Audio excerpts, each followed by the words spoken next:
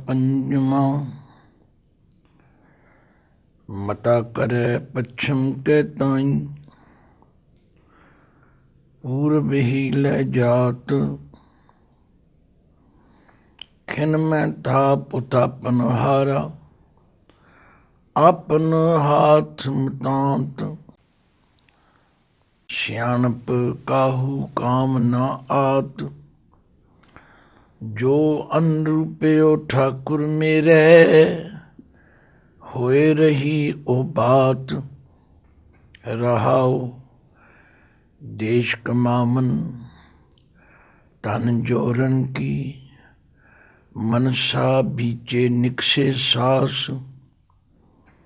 लश्कर नेब खवास सब त्यागे, जमपुर ऊठ सिदास।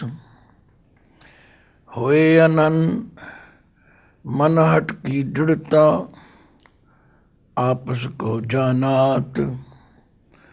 जो अनिंद निंद कर छोड़ियो, सोई फिर खात। सहज सुभाए भय कृपाला, तिस जन की काटी फास। कौ नानक गुरपूरा भेटिया, परवान ग्रस्त उदास। वाहिगुरु जी का खालसा, वाहिगुरु जी की फतेह। धन धन श्री गुरु अर्जुन देव सच्चे पातशाह, जिन्हां ने अपने जीवन विच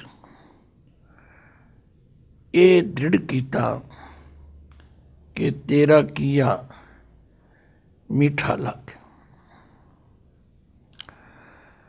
जीवन विच वड्डे तो वड्डे उतरा चढ़ा आए, पर मेरे पातशाह ने इको ही गल कही, जो मेरा मित्र कर रहा है ठीक करे।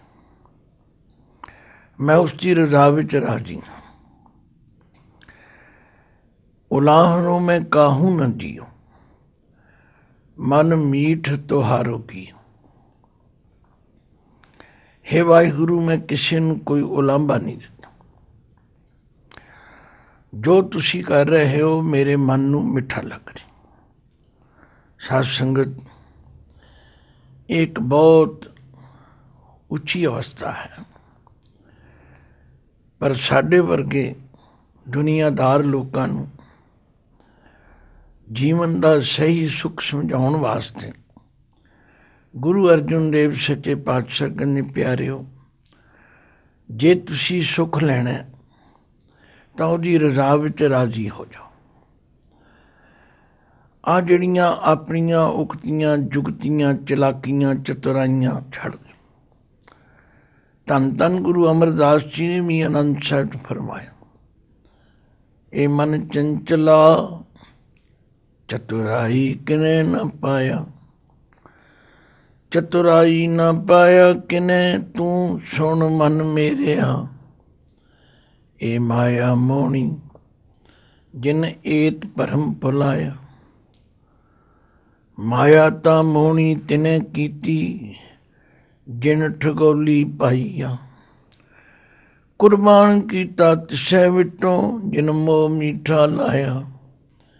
कह नानक मन चंचल, चतुराई किने ना पाया।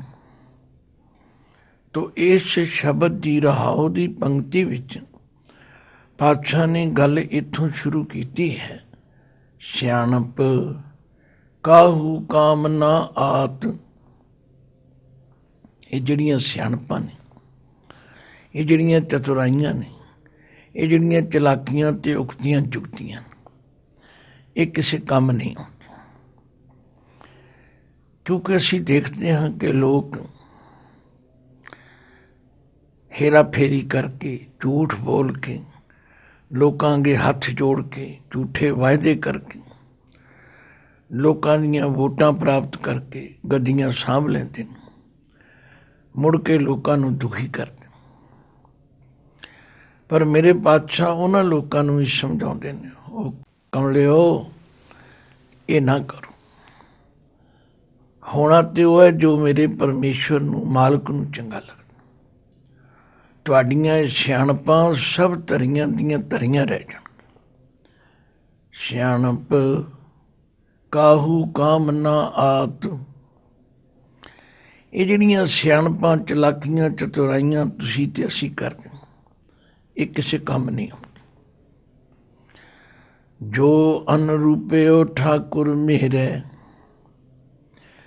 ਠਾਕੁਰ ਦੇ ਰਾਰੇ ਨੂੰ ਸਿਆਰੀ ਹੈ, ਜਿਹਦਾ ਮਤਲਬ ਹੈ ਠਾਕੁਰ ਨੇ, ਮੇਰੇ ਠਾਕੁਰ ਨੇ, ਮੇਰੇ ਮਾਲਕ ਵਾਹਿਗੁਰੂ ਨੇ।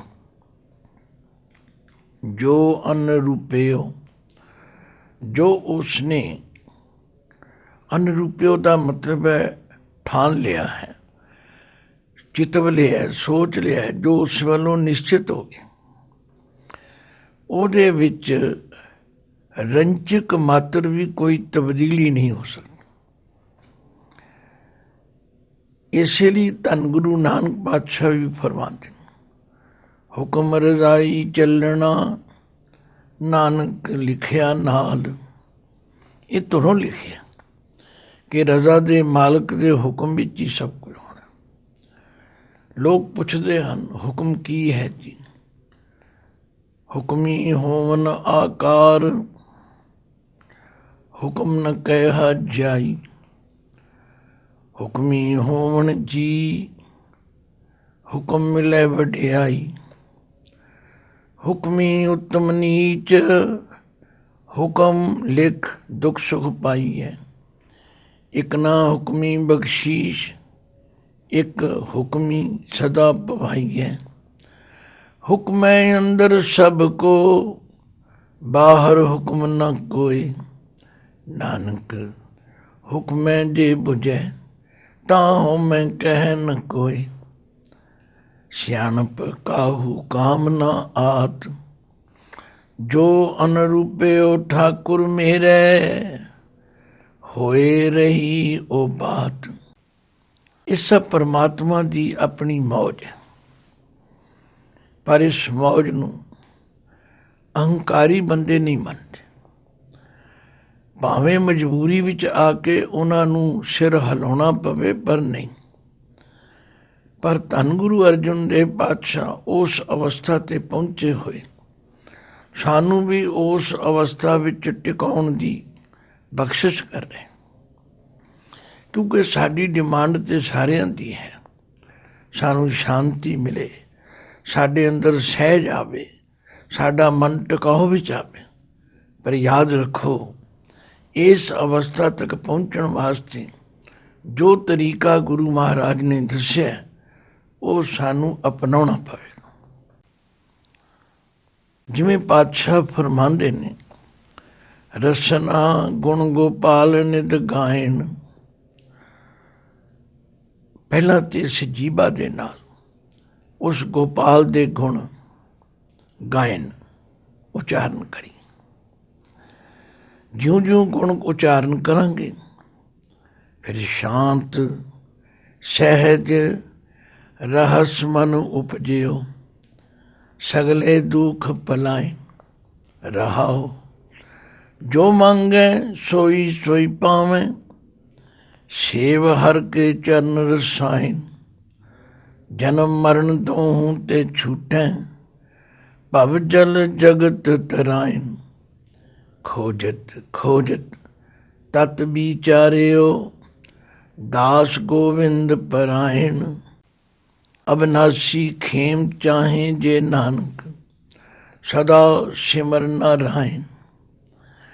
ਇਸ ਤਰ੍ਹਾਂ ਦੀ ਅਵਸਥਾ ਨੂੰ ਪ੍ਰਾਪਤ ਕਰਨ ਲਈ ਆਪਣੀ ਚਤੁਰਾਈ, ਆਪਣੀ ਸਿਆਣਪ, ਆਪਣੀ ਅਕਲਮੰਦੀ ਸਭ ਕੁਝ ਛੱਡਣਾ ਪਵੇ। ਜਿਵੇਂ ਧੰਨ ਗੁਰੂ ਰਾਮਦਾਸ ਸੱਚੇ ਪਾਤਸ਼ਾਹ ਫਰਮਾਨ, ਹਮ ਭੀਖਕ ਪੇਖਾਰੀ ਤੇਰੇ। ਤੂੰ ਨਿਜ ਪਤ ਹੈ ਦਾਤਾ। ਹੋ ਦਇਆਲ ਨਾਮ ਦੇਹ ਮੰਗਤ ਜਨ ਕੋ। ਸਦਾ ਰਹੋ ਰੰਗ ਰਾਤਾ। ਹੂੰ ਬਲਿਹਾਰੇ ਜਾਉ। ਸਾਚੇ ਤੇਰੇ ਨਾਮ ਬਿਟੋ। ਕਰਨ ਕਾਰਨ ਸਭਨਾ ਕਾ ਏਕੋ। ਅਵਰ ਨ ਦੂਜਾ ਕੋਈ। ਹਰ ਵੇਲੇ उस सर्व कला समर्थ परमात्मा के चरणों में बेनती कर। साडियां सियाणपां किसी काम नहीं आउंदियां।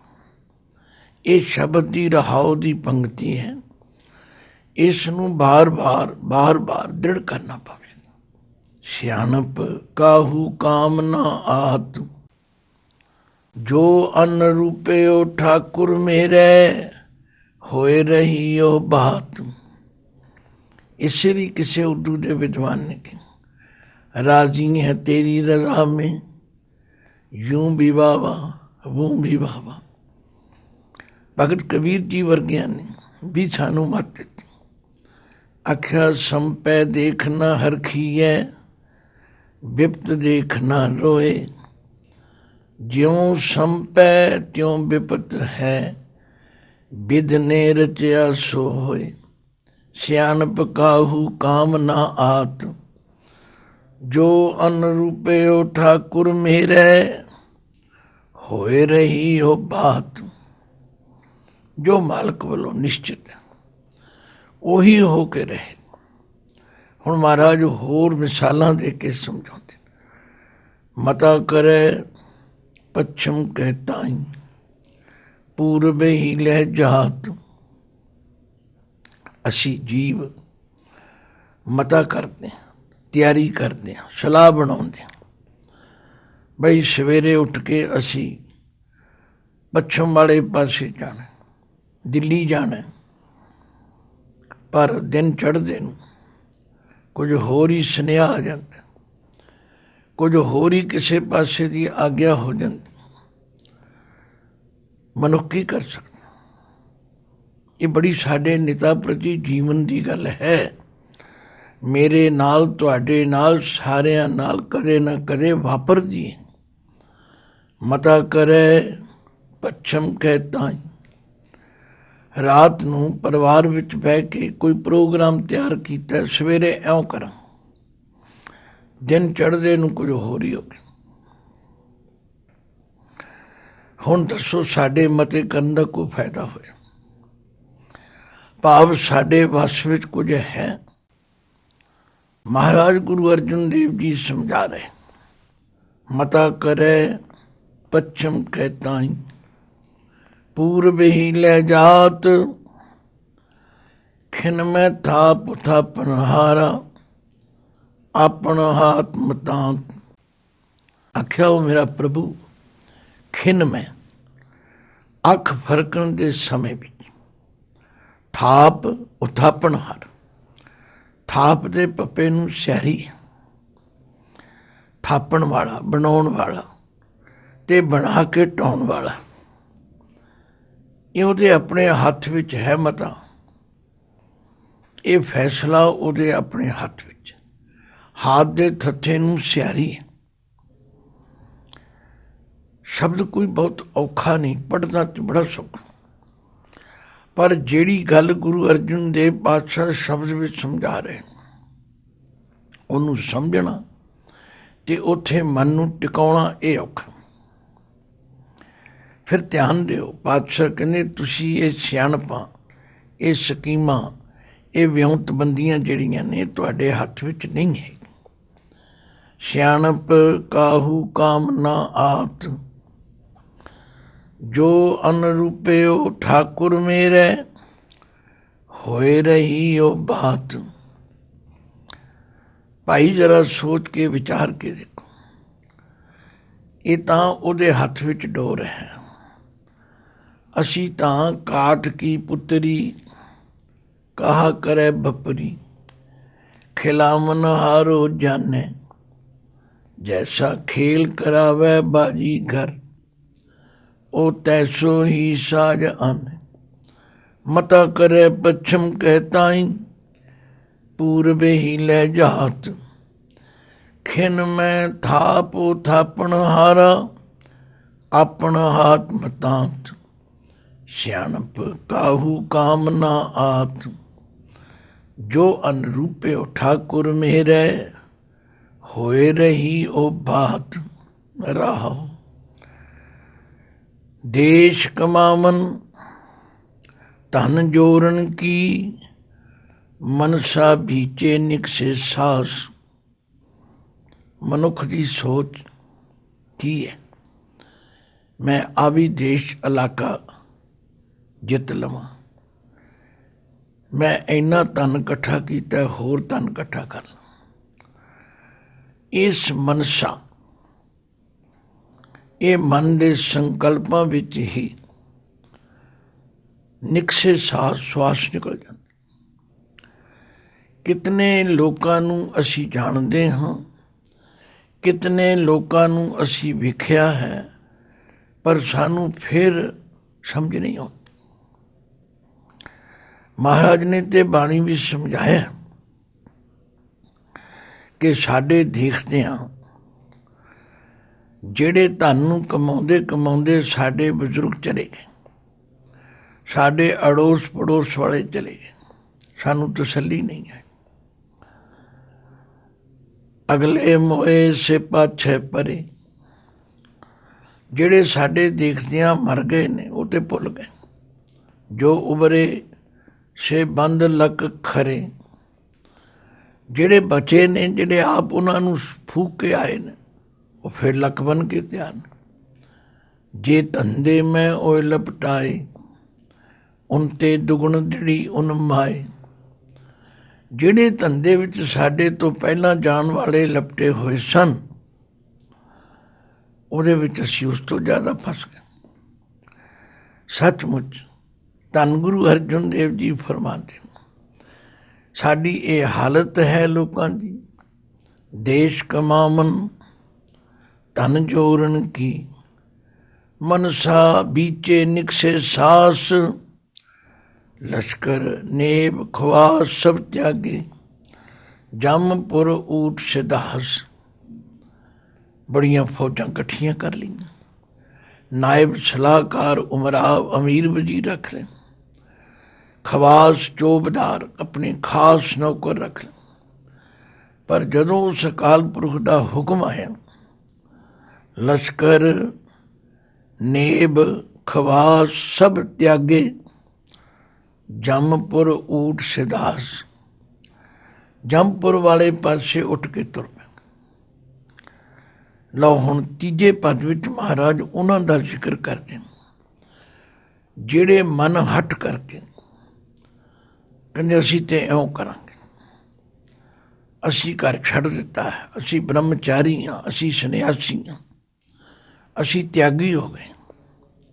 ਹੋਏ ਅਨੰਨ ਮਨ ਹਟ ਕੀ ਦ੍ਰਿੜਤਾ।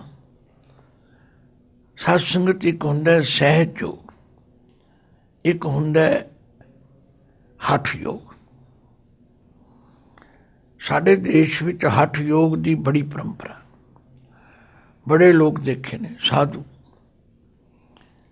ਮੈਂ ਘਰ ਛੱਡ ਦਿੱਤਾ ਹੈ, ਮੈਂ ਧੀਆਂ ਪੁੱਤਰ ਪਰਿਵਾਰ ਛੱਡ ਦਿੱਤਾ, ਪਰ ਚੇਲੇ ਚੇਲੀਆਂ ਵਿੱਚ ਫਸ ਗਏ। ਪਰ ਉਸ ਕੇਸ਼ਵ ਪਰਮਾਤਮਾ ਨੂੰ ਮਿੱਤਰ ਫਿਰ ਵੀ ਨਹੀਂ ਬਣਾਇਆ। ਧੀਆਂ ਪੁੱਤਰ ਪਰਿਵਾਰ ਛੱਡੇ, ਪਰ ਚੇਲੇ ਚੇਲੀਆਂ ਦੇ ਚੱਕਰ ਵਿੱਚ ਫਸ ਗਏ। ਇਹ ਕਬੀਰ ਜੀ ਦਾ ਸ਼ਲੋਕ ਹੈ। ਕਬੀਰ ਸਿੱਖ ਸਾਖਾ ਬਹੁਤੇ ਕੀਏ, ਕੇਸ਼ੋ ਕੀਓ ਨ ਮੀਤ। ਚਾਲੇ ਥੇ ਹਰ ਮਿਲਨ ਕੋ, ਬੀਚੈ ਅਟਕਿਓ ਚੀਤ। ਹੋਏ ਅਨੰਨ ਮਨ ਹਟ ਕੀ ਦ੍ਰਿੜਤਾ, ਆਪਸ ਕੋ ਜਾ ਨਾਹਤ। ਫਿਰ ਆਪਣੇ ਆਪ ਨੂੰ ਲੋਕਾਂ ਵਿੱਚ ਵੱਡਾ ਜਣਾਇਆ, ਮੈਂ ਵੇਖੋ ਜੀ ਇਹਨਾਂ ਤਿਆਗ ਕੀਤਾ। ਜੋ ਅਨਿੰਦ ਨਿੰਦ ਕਰ ਛੋੜਿਓ, ਸੋਈ ਫਿਰ ਖਾਤ। ਅਨਿੰਦ ਦਾ ਮਤਲਬ ਜਿਸ ਨੂੰ ਨਿੰਦਣਾ ਨਹੀਂ ਸੀ ਚਾਹੀਦਾ, ਜੋ ਨਿੰਦਣ ਯੋਗ ਨਹੀਂ ਸੀ। ਇਹ ਕੁਦਰਤ ਦਾ ਨਿਯਮ ਹੈ ਕਿ ਗ੍ਰਸਥ ਵਿੱਚ ਰਹਿਣਾ, ਪਰਿਵਾਰ ਵਿੱਚ ਰਹਿਣਾ, ਪਰ ਉਸ ਨੂੰ ਛੱਡ ਦਿੱਤਾ, ਸਾਧ ਬਣ ਗਏ। ਪਰ ਫਿਰ ਉਹਨਾਂ ਗ੍ਰਸਥੀਆਂ ਦੇ ਘਰ ਵਿੱਚ ਹੀ ਆ ਕੇ ਅਲਖ ਜਗਾਉਂਦੇ ਰਹੇ, ਉਹਨਾਂ ਦੇ ਘਰੋਂ ਰੋਟੀਆਂ ਮੰਗ ਕੇ ਖਾਂਦੇ ਨੇ। ਬੜੀ ਵੱਡੀ ਚੋਟ ਹੈ ਉਹਨਾਂ ਲੋਕਾਂ ਨੂੰ। ਤੋ ਗੁਰੂ ਅਰਜਨ ਦੇਵ ਪਾਤਸ਼ਾਹ ਕਹਿੰਦੇ ਨੇ ਇਹ ਜਿਹੜੇ ਇਸ ਤਰ੍ਹਾਂ ਦੇ ਮਨ ਹਟ ਕਰਨ ਵਾਲੇ ਹਨ, ਔਰ ਇਸ ਗੱਲ ਕਰਕੇ ਆਪਣੇ ਆਪ ਨੂੰ ਵੱਡਾ ਖਵਾਉਂਦੇ ਨੇ, ਉਹ ਗਲਤ ਨੇ। ਹੋਏ ਆਨੰਦ ਮਨ ਹਟ ਕੀ ਦ੍ਰਿੜਤਾ, ਆਪਸ ਕੋ ਜਾਨਾਹਤ, ਜੋ ਅਨਿੰਦ ਨਿੰਦ ਕਰ ਛੋੜਿਓ, ਸੋਈ ਫਿਰ ਖਾਤ, ਸਹਿਜ ਸੁਭਾਏ ਪਏ ਕਿਰਪਾਲਾ, ਤਿਸ ਜਨ ਕੀ ਕਾਟੀ ਫਾਸ। ਆਖਿਆ ਜਿਹਦੇ ਉੱਤੇ ਮੇਰੇ ਵਾਹਿਗੁਰੂ ਜੀ ਕਿਰਪਾਲੂ ਹੋਏ, ਸਹਿਜ ਸੁਭਾਏ, ਉਹਨਾਂ ਦਾ ਸੁਭਾਅ ਹੈ। ਉਹ ਦੇਖਦੇ ਹਨ ਕਿ ਇਹਦੇ ਹਿਰਦੇ ਵਿੱਚ ਪ੍ਰੇਮ ਹੈ, ਇਹ ਸੱਚੇ ਮਨੋਂ ਮੈਨੂੰ ਯਾਦ ਕਰਦਾ। ਉਹ ਨਹੀਂ ਵੇਖਦੇ ਕਿ ਗ੍ਰਸਤੀ ਹੈ ਜਾਂ ਤਿਆਗੀ। ਜਿੰਨੇ ਭਗਤ ਜਨ ਹੋਏ ਨੇ ਸਭ ਗ੍ਰਸਤੀ। ਤੋ ਜਿਨ੍ਹਾਂ ਉੱਤੇ ਸਹਿਜ ਸੁਭਾਏ ਭੈ ਕਿਰਪਾਲ, ਤਿਸ ਜਨ ਕੀ ਕਾਟੀ ਫਾਸ, ਉਹਨਾਂ ਦੀ ਇਹ ਫਾਈ ਕੱਟ ਦਿੱਤੀ। ਕਹੋ ਨਾਨਕ ਗੁਰ ਪੂਰਾ ਭੇਟਿਆ, ਪਰਵਾਨ ਗ੍ਰਸਤ ਉਦਾਸ। ਸਤਿਗੁਰੂ ਜੀ ਫਰਮਾਉਂਦੇ ਨੇ, ਜਿਸ ਨੂੰ ਪੂਰੇ ਗੁਰੂ ਨਾਲ ਭੇਟ ਹੋ ਗਈ, ਜਿਹੜਾ ਪੂਰੇ ਗੁਰੂ ਦੇ ਦੱਸੇ ਰਾਹ ਤੇ ਚੱਲ ਪਿਆ, ਚਾਹੇ ਉਹ ਗ੍ਰਸਤੀ ਹੈ ਤੇ ਚਾਹੇ ਉਦਾਸੀ, ਉਹ ਪ੍ਰਵਾਨ ਹੈ। ਭਾਵ ਗ੍ਰਸਤ ਜਾਂ ਤਿਆਗ, ਇਹਨਾਂ ਦੋਹਾਂ ਰਸਤਿਆਂ ਵਿੱਚੋਂ ਨੇ ਇਹ ਰਸਤਾ ਅਪਣਾਇਆ ਕਿ ਮੈਂ ਤੇ ਉਸ ਵਾਹਿਗੁਰੂ ਦਾ ਸਿਮਰਨ ਕਰ। ਕਬੀਰ ਜੀ ਆਪ ਕਹਿੰਦੇ ਨੇ, ਭਾਈ ਗ੍ਰਸਤੀ ਹੋਣਾ ਕੋਈ ਮਾੜੀ ਗੱਲ, ਪਰ ਗ੍ਰਸਤ ਵਿੱਚ ਰਹਿ ਕੇ ਆਪਣਾ ਧਰਮ ਕਮਾਓ। ਜੋ ਗ੍ਰਹਿ ਕਰੇ ਤਾਂ ਧਰਮ ਕਰ, ਨਾਹੀਂ ਤਾਂ ਕਰ ਬੈਰਾਗ। ਬੈਰਾਗੀ ਬੰਧਨ ਪਰੇ ਤਾਂ ਕੋ ਬੜੋ ਅਭਾਗ। ਜਿਹੜਾ ਹੋਵੇ ਬੈਰਾਗੀ ਤੇ ਫਿਰ ਡੇਰੇਦਾਰੀਆਂ, ਫਿਰ ਚੇਲੇ ਚੇਲੀਆਂ, ਫਿਰ ਉਹਨਾਂ ਦੇ ਚੱਕਰ 'ਚ, ਇਹ ਬਹੁਤ ਵੱਡੀ ਬਦਕਿਸਮਤੀ। ਤੋ ਗੱਲ ਕੀ, ਗੁਰਮਤਿ ਦਾ ਜੀਵਨ, ਉਹਦੀ ਰਜ਼ਾ ਵਿੱਚ ਰਾਜ਼ੀ ਰਹਿਣਾ, ਤੇ ਇਹੀ ਸੁੱਖ ਦਾ ਰਸਤਾ। ਵਾਹਿਗੁਰੂ ਜੀ ਕਾ ਖਾਲਸਾ, ਵਾਹਿਗੁਰੂ ਜੀ ਕੀ ਫਤਿਹ।